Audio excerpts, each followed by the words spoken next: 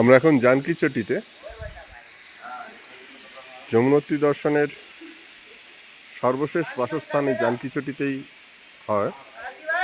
এখান থেকেই ঘোড়ায় করে যমুনোত্রী দর্শন হয়।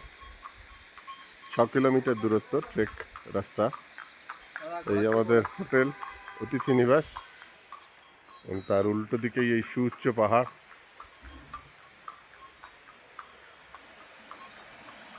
এই জানকী চটিতে আপনি যদি থাকেন তাহলে আপনার একটা সুবিধে যে একদম হোটেলের গেট থেকে আপনাকে ঘোড়ায় করে যমুনোত্রী দর্শন করিয়ে আবার এই হোটেলের গেটে ফেরত দিয়ে যাবে ঘোড়াওয়ালারা। এই মুহূর্তে ঘোড়ার চার্জ পড়ছে 3000 টাকার আশপাশে, আপ ডাউন মিলিয়ে। আজ সকালে রৌদ্রোজ্জ্বল দিন, কিন্তু ফোরকাস্টে বলা আছে বিকেলের দিকে বজ্রবিদ্যুৎ সহ বৃষ্টি অপেক্ষা করছে আমাদের জন্যে। তাই সকালে 7টার সময় ব্রেকফাস্ট করে সবাই 7:30টার সময় বেরিয়ে গেছেন ঘোড়ায় বা হেঁটে যারা গেছেন।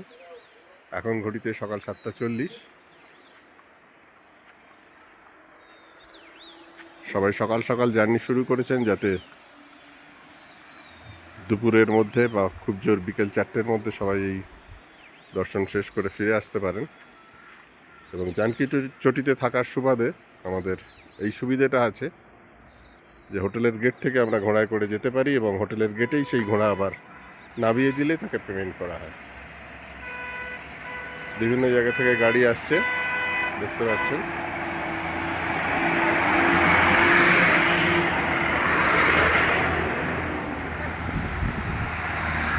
আজ আমাদের যমুনোত্রী দর্শন ভালোভাবে সাঙ্গ হলে আগামীকাল আমরা যাব উত্তরকাশী।